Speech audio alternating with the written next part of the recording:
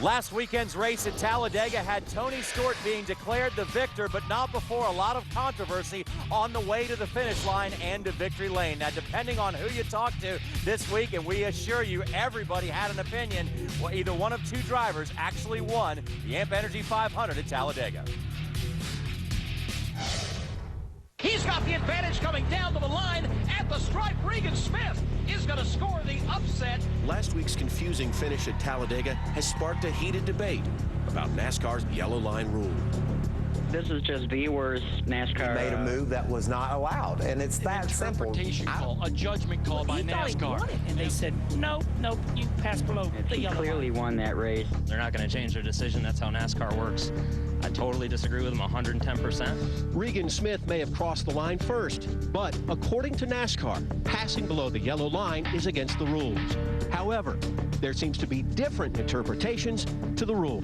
I didn't know or think that you could go below the yellow line at any point in time. We've read a statement from Owen Kearns saying that when you can see the checker flag, all bets are off. You do not go beneath the yellow line. Even if that guy forces you, you don't do it. If you're forced below the yellow line, you can go there. All I'm going to say about that is they never said that in the driver's meeting. It's been the same speech since they came up with that rule. Actually, Tony is right. In the driver's meeting, NASCAR has never wavered in its terminology of the yellow line rule.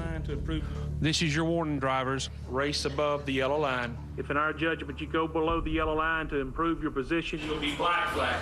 Also, we'll use our judgment. But you force somebody below the yellow line in an effort to stop him from passing you, you may be black flag. Maybe black flag. Maybe black flag. Maybe black flag? Some wonder if Sunday's result would have been the same if it were Dale Jr. who passed the leader below the yellow line. Comes Junior, he's got to run. Kenseth trying to close him off. It's going to be borderline, guys. Boy, I don't know. That was a pass under the line. I don't know what we're going to see here. It would be very unpopular to black flag him. Dale Earnhardt Jr. was in the act of passing when he was forced below the yellow line. So the pass holds, and he goes to victory lane. With packs of 30 cars, drivers say it's difficult for NASCAR to police a restrictor plate race. And even more argue NASCAR is inconsistent about enforcing the rule. I think it's been pretty clear for 6 or 7 years now that if you advance your position below the yellow line, you're going to lose your position. I swear to you, we were the first car penalized in July race in Daytona, I think 2001.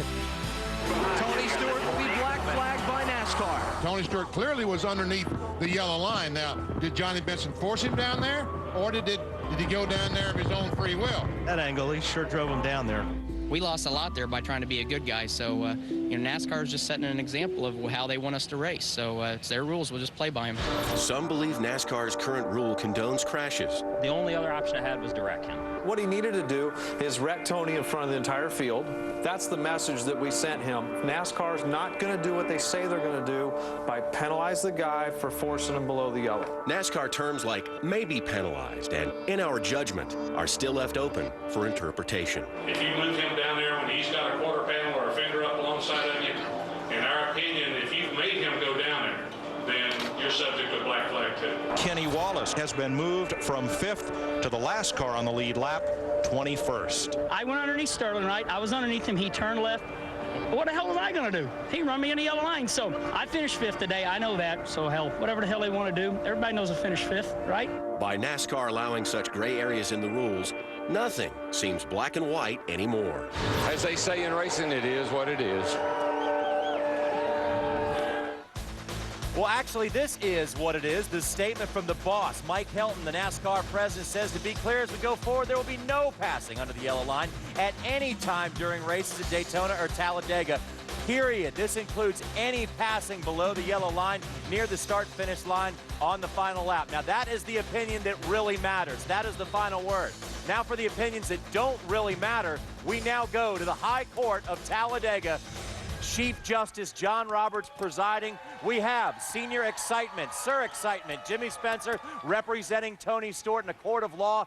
Kenny Wallace will be representing the young driver Regan Smith. Ooh. Gentlemen, you've been sworn. I want to hear your opening statements. Jimmy Spencer. Well, first of all, I understand the rules. My client understands the rules, and he took full advantage of a rookie out of making a mistake.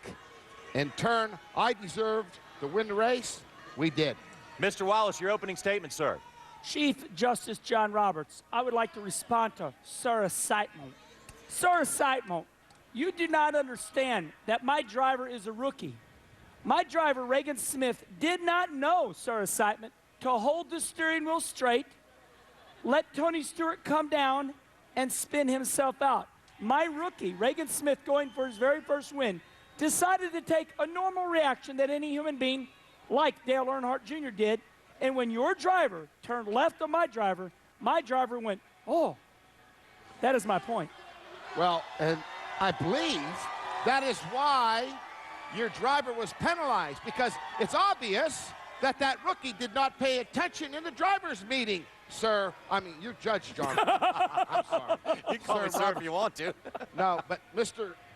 Judge. Sir. Judge, you should Chief have Justice, suspended that driver for 6 weeks for not paying attention in the driver's meeting. Hey, I'm just the judge. I'm not NASCAR. They have real authority. Oh. Sir Seitman. Sir Seitman. You're out of order, sir.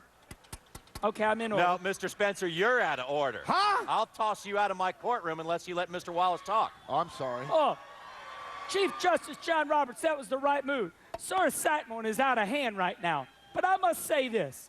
Do you want to hear the response Chief Justice John Roberts at NASCAR told my driver?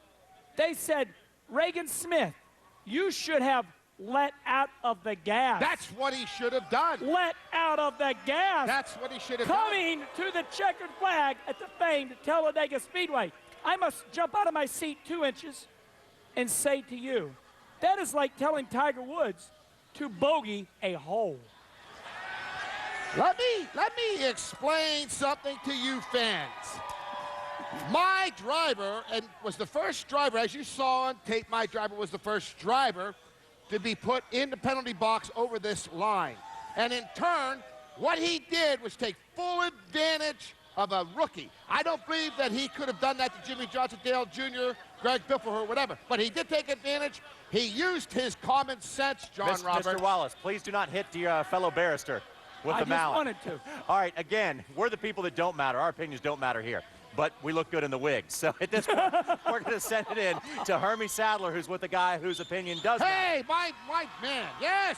Listen, I told Tony Stewart, we were watching the dirt cam, and I said, it doesn't matter what you put on Spencer, he doesn't look any better. And Tony said, yeah, at least he doesn't look any worse. So.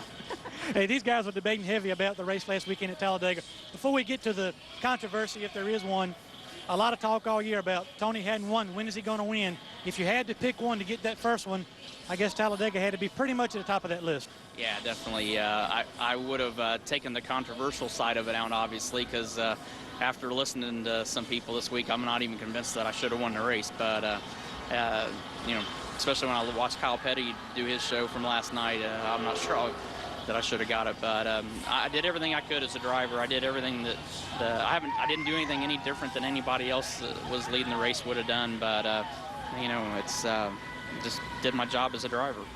Listen, nobody's watching, just me and you talking. When you saw Regan Smith back there, knowing he's a rookie and knowing if you put a little pressure on him, he might slide over a little bit, did you bait him to go down there? Just tell us.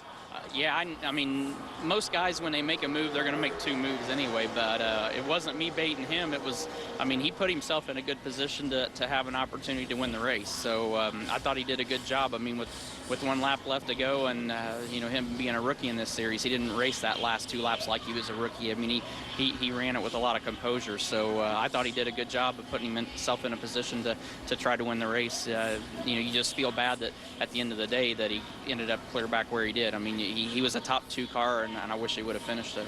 And last question about that. If you're in second place, Regan Smith, what would you do different than Regan Smith did last week at Talladega? I mean, I'm not sure that the emotion of that being the last lap, if I wouldn't have got myself caught in that same position.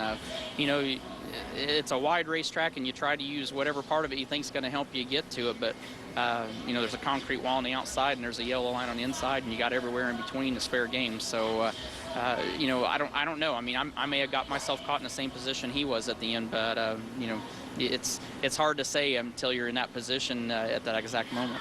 And Wendy, I think sometimes what people forget, these guys are making split-second decisions at 190+ mile an hour. Tony Stewart's a veteran.